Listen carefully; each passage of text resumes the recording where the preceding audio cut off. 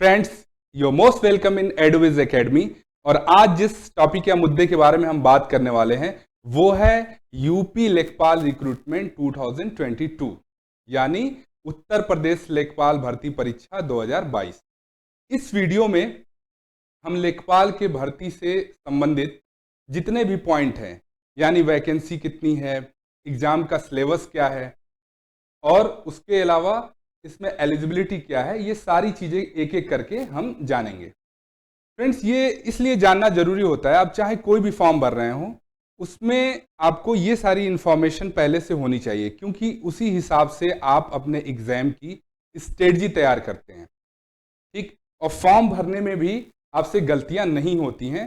तो इसी को देखते हुए ये वीडियो मैं बना रहा हूं ताकि ये सारी इंफॉर्मेशन आपको बेहतर ढंग से मिल सके।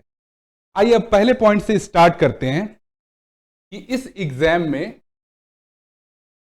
जो ये लेखपाल भर्ती का एग्जाम है, इसमें पद का क्या नाम है, यानी पोस्ट का, तो वो है लेखपाल रिक्रूटमेंट, यानी पद का नाम है जिसकी भर्ती होने वाली है वो है लेखपाल।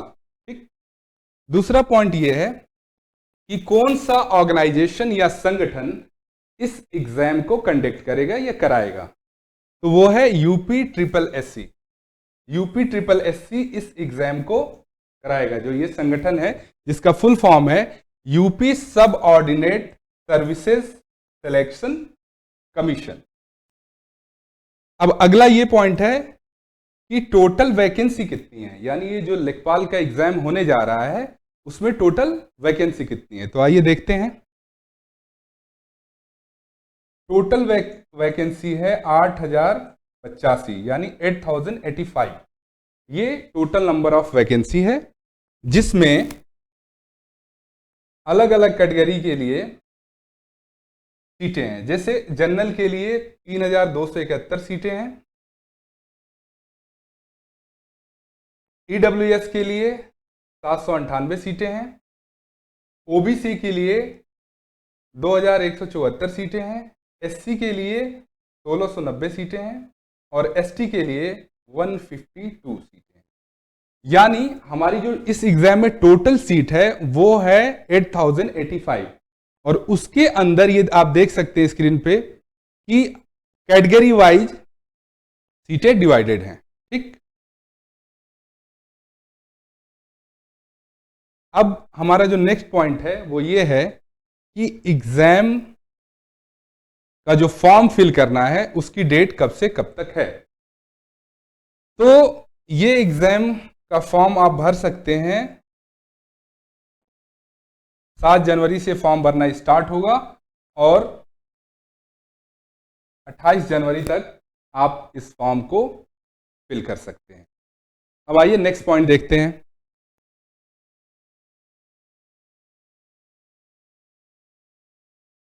नेक्स्ट पॉइंट ये है कि नेचर ऑफ एग्जाम, यानी परीक्षा की प्रकृति। जो एग्जाम हम देने जा रहे हैं उस एग्जाम का नेचर क्या है, उसमें क्या क्या चीजें शामिल हैं। तो पहला पॉइंट हम देखते हैं कि ये एग्जाम जो है हमारा ये ऑफलाइन होगा, यानी ये एग्जाम ऑनलाइन नहीं होगा। कैसे होगा? ऑफलाइन होगा, बिल्कुल क्लियर मेंशन है। दूसरी बात ये है ये एग्जाम ऑब्जेक्टिव होगा, यानी बहुविकल्पी, जिसमें आपको मल्टीपल ऑप्शन मिलेंगे। ठीक है। तीसरा पॉइंट यह है कि जो टोटल नंबर ऑफ क्वेश्चंस होंगे, यानी जो कुल प्रश्न होंगे वो होंगे 100। एक ही पेपर होगा जिसमें 100 क्वेश्चन होंगे। और कैसे होंगे वो क्वेश्चन? ऑब्जेक्टिव। नेक्स्ट पॉइंट है कि जो टोटल मार्क्स है वो आपका 100 नंबर है, यानी ये इसका सिंपल सा मतलब ये हुआ कि एक क्वेश्चन पे 1 नंबर मिलेगा। नेक्स्ट पॉइंट देखते हैं। इस एग्जाम में निगेटिव मार्किंग भी है, यानी अगर आप एक गलत क्वेश्चन करते हैं तो उस पे 1/4 यानी 25% मार्क्स आपके कट जाएंगे। इसको हम एक एग्जाम्पल से समझ सकते हैं। सपोज दैट आपने 2 क्वेश्चन किए, एक क्वेश्चन आपने सही किया जिस पे आपको 1 नंबर मिला और दूसरा क्वेश्चन आपने क्या किया? गलत किया। तो जो क्वेश्चन आपने गलत किया है उस पर आपके 0.25 कट जाएंगे। यहाँ साफ साफ लिखा हुआ है 25%। तो अगर एक नंबर का 25% दिखे तो कितना होगा? 0.25। तो दो क्वेश्चन में से एक आपने गलत किया और एक सही किया, तो आपको नंबर कितना मिलेगा? 0.75। यानी इस बात का बिल्कुल ध्यान रखिएगा और बहुत गंभीरता के साथ क्वेश्चंस को करिएगा, क्योंकि इस पेपर में माइनस मार्किंग है। फ्रेंड, जहां तक क्वेश्चन है एलिजिबिलिटी यानी योग्यता की कि इस एग्जाम में क्या क्या चीजें आपके पास होनी चाहिए, तो आइए एक एक करके हम देखते हैं। सबसे पहली चीज जो है वो है एज। अगर इस एग्जाम में आप अपीयर होने जा रहे हैं तो उसके लिए मिनिमम एज जो है वो 18 साल होगी और मैक्सिमम एज जो दी गई है वो है 40 साल। यानी मिनिमम 18 और मैक्सिमम 14। ठीक, ये एज क्राइटेरिया इस एग्जाम के लिए। नेक्स्ट पॉइंट है एजुकेशनल क्वालिफिकेशन, यानी आपकी शैक्षणिक योग्यता जो है वो क्या होनी चाहिए इस एग्जाम के लिए। तो उसमें हम पहला पॉइंट देखते हैं, यह है 12th पास आउट। यानी इस एग्जाम को देने के लिए कम से कम आप 12वीं की परीक्षा जो है वो पास हो। और दूसरा पॉइंट यह है कि पेट एग्जाम पास हो, जो पेट एग्जाम हुआ था वो आप पास आउट होने चाहिए। ठीक, तीसरा पॉइंट यह है कि अगर आपने पेट का एग्जाम दिया हो, आपके मार्क्स से नहीं मतलब है आपने उसमें कितने मार्क्स पाए कितने नहीं पाए, अगर केवल आपने पेट का एग्जाम दिया भी है तब भी आप इस एग्जाम में अपीयर हो सकते हैं। यहां मार्क्स माने नहीं रखता। नेक्स्ट पॉइंट है अदर स्टेट के जो स्टूडेंट है वो भी इस एग्जाम को दे सकते हैं। बस उन्हें क्या करना होगा कि अगर वो पेट के एग्जाम में शामिल हुए हों या क्वालिफाई किया हो पेट का एग्जाम, वो भी इस फॉर्म को फिल कर सकते हैं।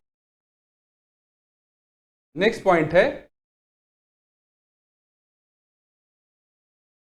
जो फॉर्म है, जो ये लेखपाल का फॉर्म है, वो जब आप फिल करने जाएंगे तो वहां पे आपसे पेट का रजिस्ट्रेशन नंबर मांगेगा, तभी आप फॉर्म फिल भी कर सकते हैं।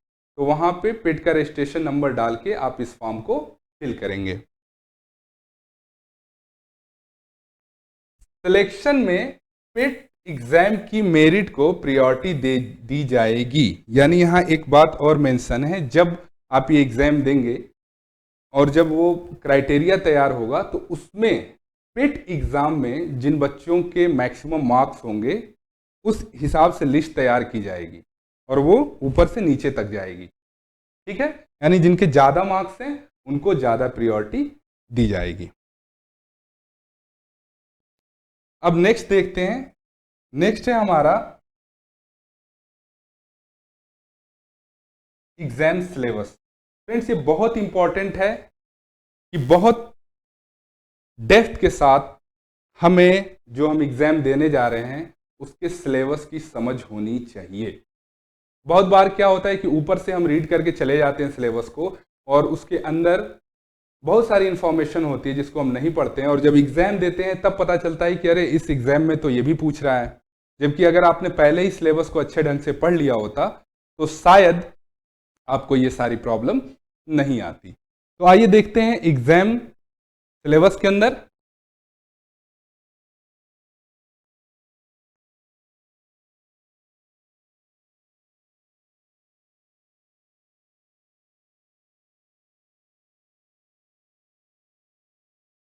तो इसमें जो पहला पॉइंट है वो है आपका जनरल नॉलेज, यानी हिंदी में सामान्य ज्ञान।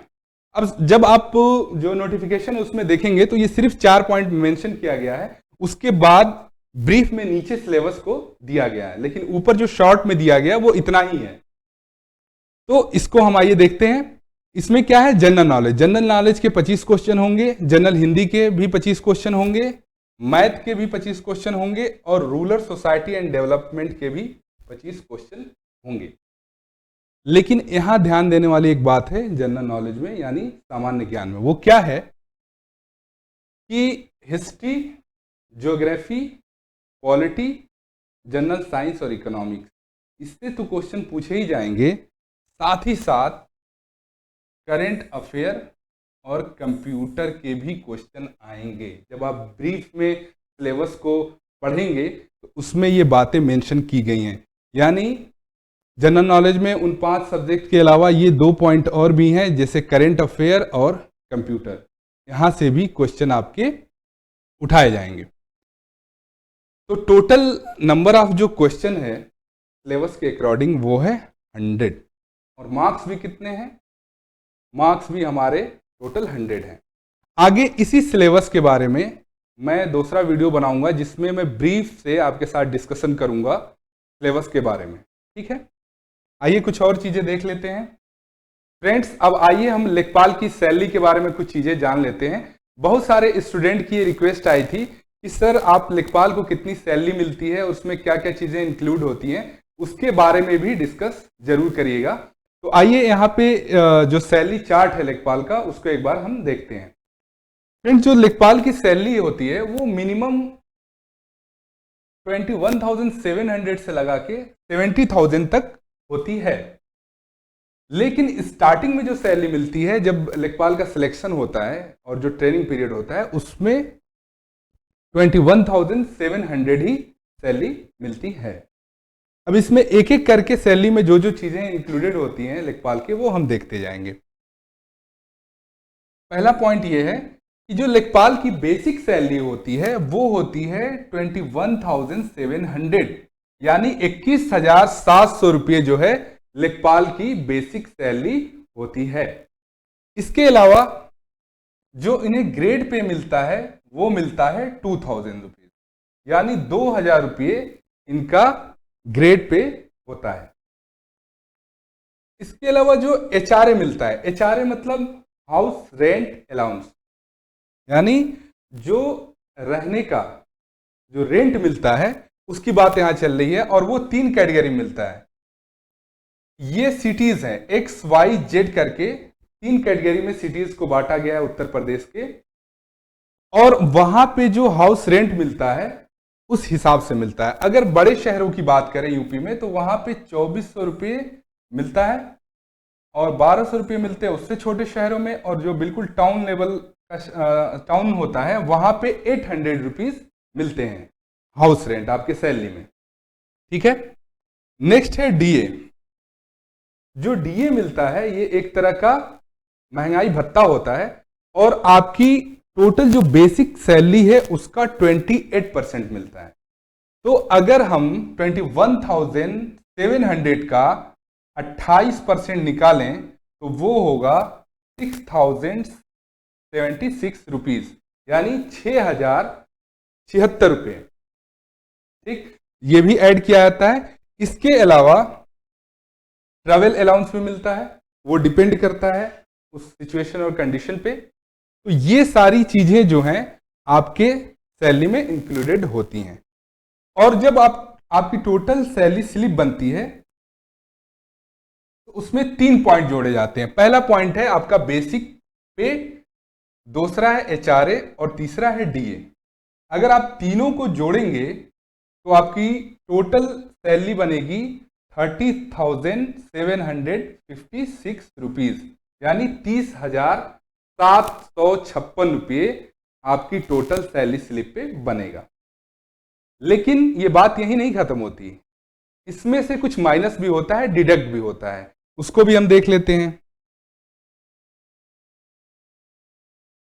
तो जो आपका डिडक्शन होता है,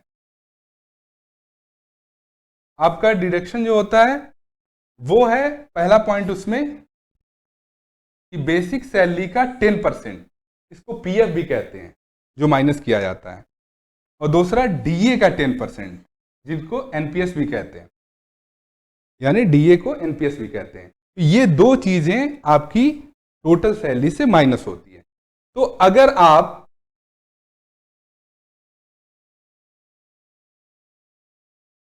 यहां देखें, बेसिक पे 21,700 रुपये है, तो उसका 10% अगर आप निकालते हैं तो आपका 10% बनेगा 2,170 रुपीज, ठीक। और डीए का जो यहाँ आपका डीए दिया हुआ है 6076 रुपये, उसका अगर 10% आप निकालते हैं तो वो आपका बनेगा 607 रुपये। तो अब जब इन दोनों को हम जोड़ते हैं तो वो हो जाता है 2077 रुपीज, यानी आपके टोटल सैलरी में से, ये जो टोटल है उसमें से 2077 रुपये को डिडक्ट किया जाता है, यानी घटाया जाता है। उसके बाद जो बचता है, जो सैलरी बचेगी, वही आपको इन हैंड मिलेगी। तो वो कितना है? 27,979 रुपीज, यानी इन हैंड लेखपाल को जो सैलरी मिलती है वो इतनी ही मिलती है। ठीक है। अब फ्रेंड्स, इसके अलावा जो मैं बात डिस्कस करने वाला हूं बहुत इंपॉर्टेंट है। पहला पॉइंट तो ये है कि जो लेखपाल का सिलेबस है उसको ब्रीफ में मैं नेक्स्ट वीडियो में इसका पार्ट 2 बनाऊंगा, जिसमें मैं डिस्कस करूंगा और एक एक पॉइंट को, चाहे जनरल हिंदी हो या सामान्य ज्ञान हो, जनरल नॉलेज हो या मैथमेटिक्स हो और या अदर जो टॉपिक है, उनको हम ब्रीफ में उस वीडियो में समझेंगे। और इसके साथ साथ हम एक नया बैच भी स्टार्ट कर रहे हैं जिसमें लेखपाल का जो भी सिलेबस है वो A to Z पढ़ाया जाएगा। अगर आपको उस बैच से जुड़ना है तो इस वीडियो के नीचे हमारे टेलीग्राम का लिंक दिया गया है, हमारे टेलीग्राम को ज्वाइन करें, जिसमें आपको बैच से रिलेटेड इंफॉर्मेशन मिल जाएगी। साथ ही साथ उस टेलीग्राम के ग्रुप में आपको यूपी लेखपाल से रिलेटेड कंटेंट भी मिलेगा और उसमें हमारे टीचर और एक्सपर्ट की टीम भी जुड़ी हुई है, जिससे आप किसी भी तरह का अगर आपके अंदर क्वेश्चन है या कुछ क्वेरीज हैं तो वो आप वहां से पूछ सकते हैं।